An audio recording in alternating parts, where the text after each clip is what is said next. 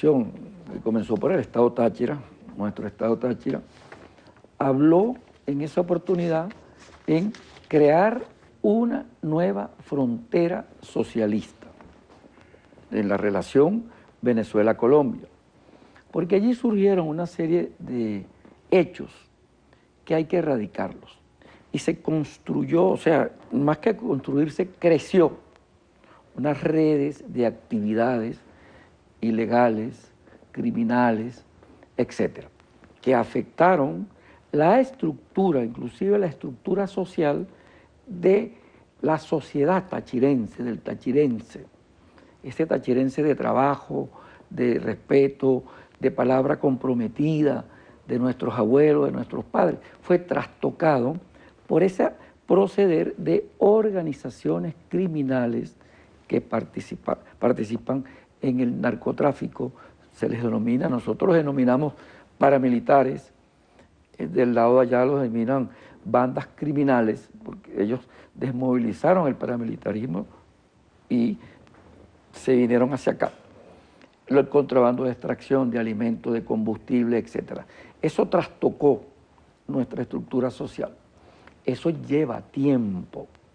Eso no es de la noche a la mañana, como tampoco surgió de la noche a la mañana.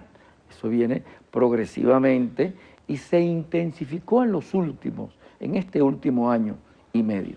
Se intensificó con una serie de acciones que generaron perjuicio e impidieron que nuestros compatriotas, nuestros ciudadanos y ciudadanas pudieran acceder a los bienes y los servicios esenciales. ¿Por qué extender el estado de excepción a Amazonas si se está tratando de un restablecimiento progresivo de las relaciones con Colombia? Porque fíjate que son actividades distintas.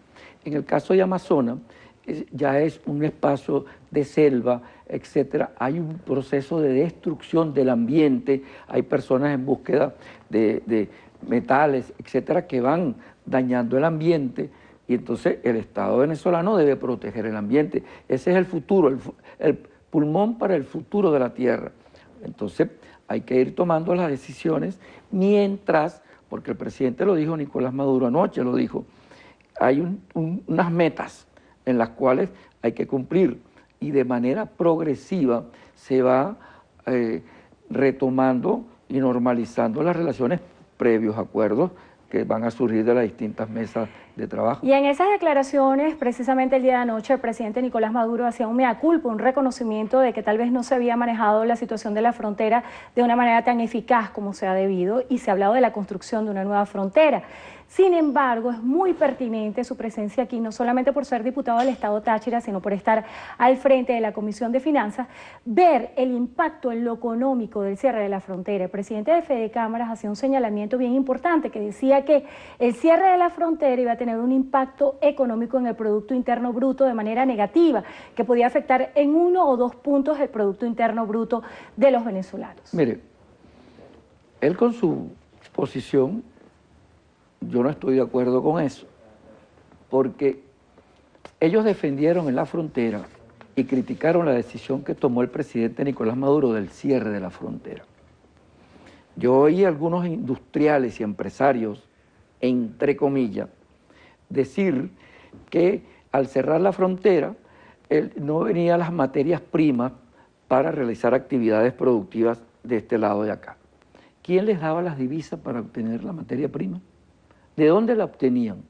Porque si estás diciendo que el Estado venezolano no te está suministrando divisas, bueno, explícale al país de dónde tenían las divisas. Porque si tú traes materia prima de Colombia, tú tienes que cancelar en divisas. O lo pagas en dólares o lo pagas en pesos. Y si aquí existe una política de control de cambio, ¿cómo obtuviste las divisas? Eso tiene que aclararlo.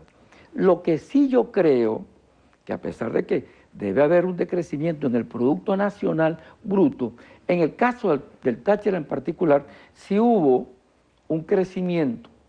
Recordemos que las estimaciones están por el orden del 30% de lo que demandaba la economía nacional se fugaba a través de la frontera.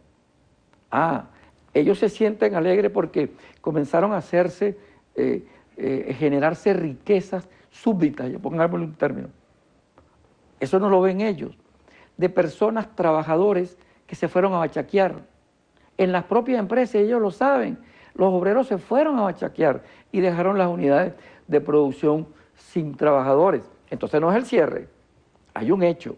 Diputado, esta arista que usted toca del contrabando de extracción es muy importante y para muchos economistas atacar o dar respuesta al contrabando de extracción no reactiva el aparato productivo y también el tema de la paridad cambiaria se convierte en un punto de debate. ¿Qué es lo que se debería hacer en este nuevo esquema que se está planteando con una frontera nueva, una frontera sana? Lo primero que tenemos que decir es que Colombia legalizaba un término que solo se ha dado en Venezuela, el contrabando de extracción.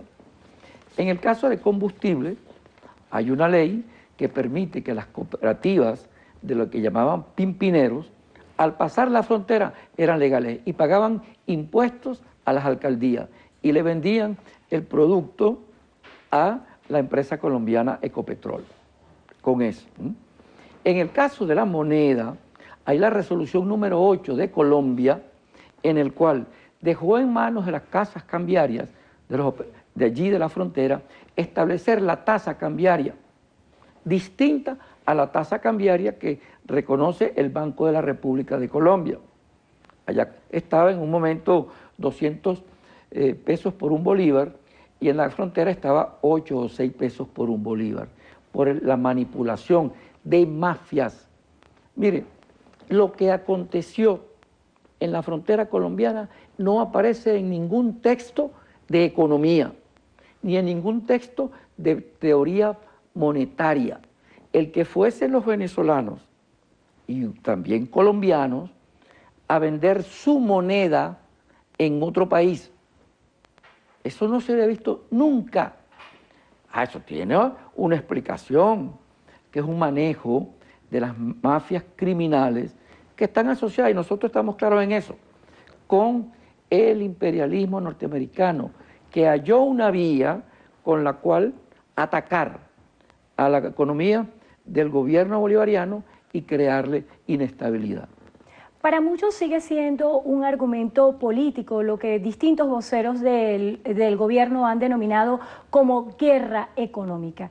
En este sentido, si se admite la existencia de una guerra económica, ¿qué es lo que viene? ¿Qué es lo que va a pasar en los próximos meses, comprendiendo que este año es un año electoral? Mire, cuando un empresario, un importador, un distribuidor de combustible, por ejemplo, que tiene una autorización de Petróleos de Venezuela, de Petróleos de Venezuela, y él recibe combustible para vendérselo a los agricultores, hablemos del gasoil, para vendérselo a los transportistas, y él crea empresas fantasmas, vende una parte a una empresa que es real y el resto lo envía a Colombia. Eso no es una guerra económica, eso no es un ir en contra de su país.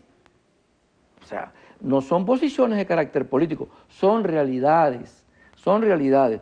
También podemos hablar de una institución financiera cuando permite que empresarios, entre comillas, colombianos, que tienen cuentas en los bancos venezolanos y comienzan a hacer las transferencias a quien saca 100.000 bolívares en billetes de 100 y 50 y va y lo vende y le dice yo te compro en eso en 110.000 bolívares y le transfiere en 110.000 y eso es una cadena.